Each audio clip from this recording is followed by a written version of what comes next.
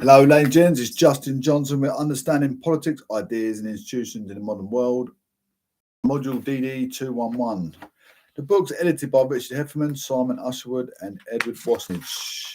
The book is published at Open University of Walter Milton Keynes, published in 2015, second edition 2022. Make sure you reference your reading. We're page 150.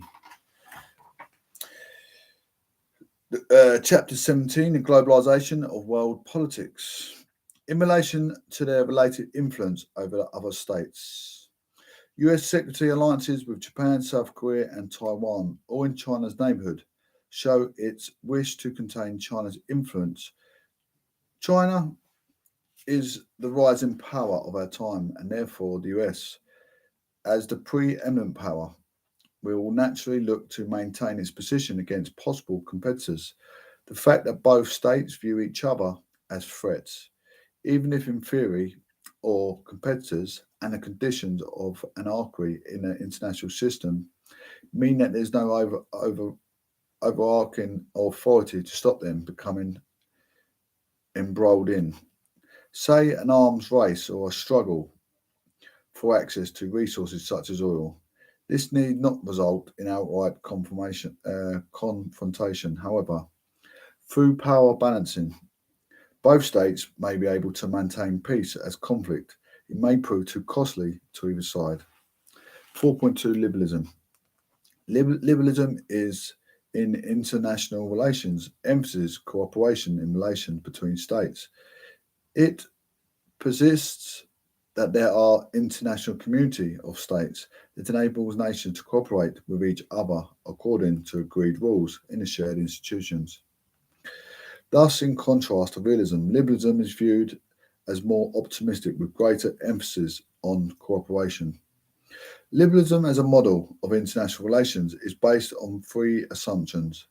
The basic actors are individuals and private groups, that state preferences represent the interest of some subset of these individuals and groups, and that state behaviour is determined by the independence of state preferences across the international system.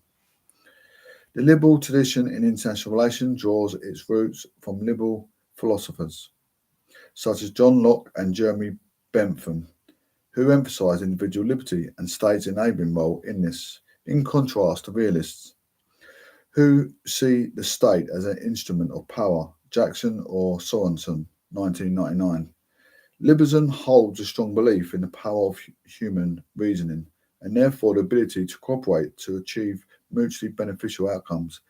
This is translated to relations between states, and thus emphasises cooperation and the existence of peace between liberal states, which lays the basis of an important theory drawn on liberal tradition, the democratic peace theory. This approach focuses on the fact that the democratic states tend not to go to war with one another. The shared commitment to liberal democracy, human rights and independence among democratic states means that they are less prone to resort to war, and equally demonstrates why non-democratic states are more likely to do so. A key feature of liberalism, therefore, is the emphasis on international institutions, evidenced by the creation of the League of Nations. During the interwar period, this was considered a key moment for liberal thinking in international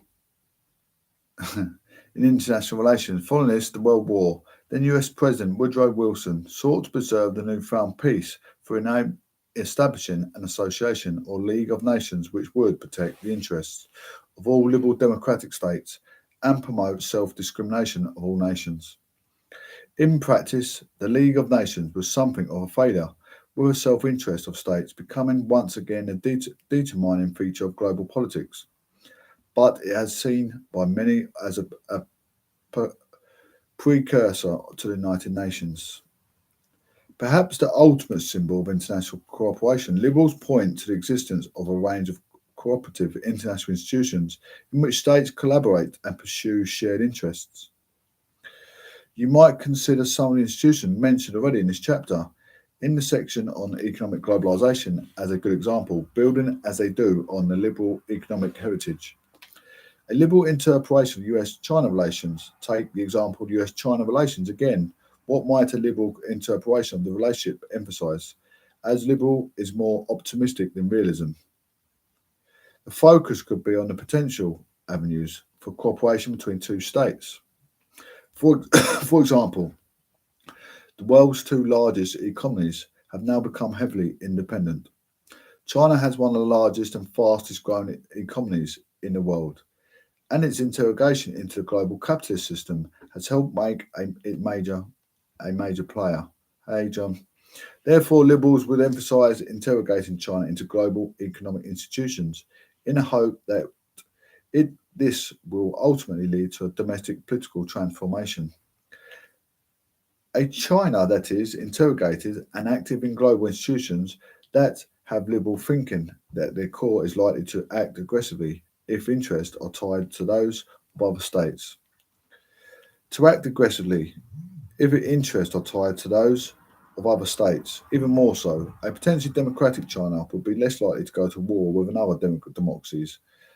The democratic peace theory purports.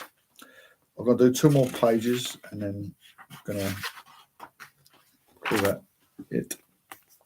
Constructivism come about in response of material emphasis on power and wealth seen in the mainstream IR theories such as realism and liberalism.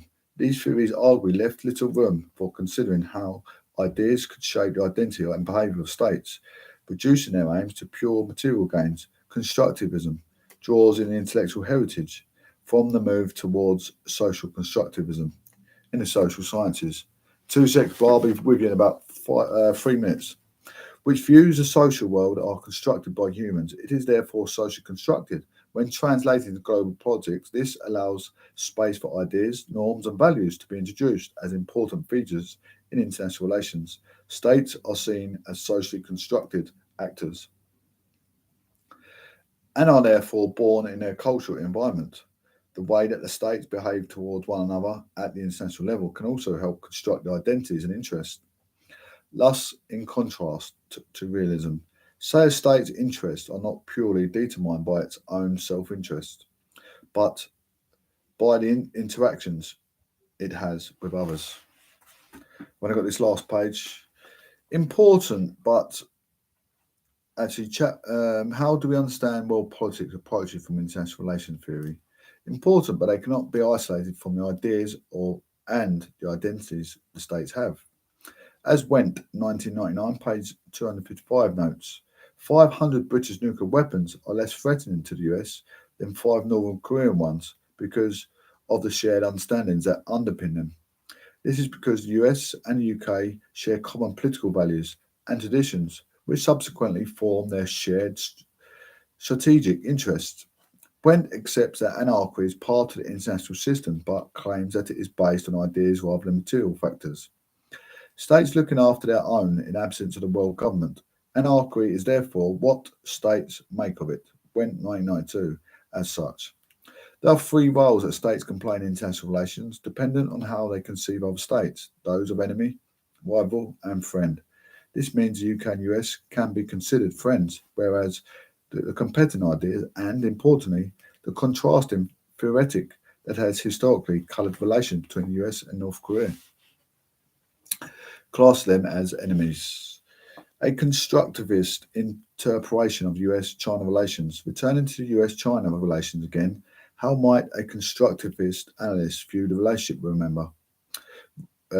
Remember the potential for conflict or cooperation rests on how the states which view each other. One optimistic angle might focus on how China has changed identity from that of a communist state with an essentially planned economy to one that is now fully integrated into a global economy with its embrace of capitalism. Therefore, a shared identity may be describable in terms of states acting together as partners in global economic institutions and adhering to international norms. From the US perspective, continuing interaction, be it through economic, cultural, or political channels, may have the knock-on effect of fundamentally changing the identity of Chinese decision makers. In effect, China will have to become or is becoming socialized into the international community as it opens up. China has a long-standing preference for liberal relations, although it is becoming increasingly involved in multilateral relationships. This preference may manifest itself in focusing on bilateral links with the US and building its relationship on the basis of common interests. A slightly more pessimistic constructivist take might focus on the importance of identities in China's relations with its neighbours. Take Japan-China relations, for example, where issues of identity are key in how the two nations perceive one another. Relations between the two are clouded by centuries of mistrust, in part owing to China's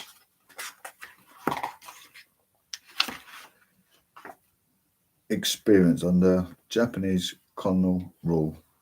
Page 154, that'll do for me today. I'm happy with that. How are we all? How is it hanging?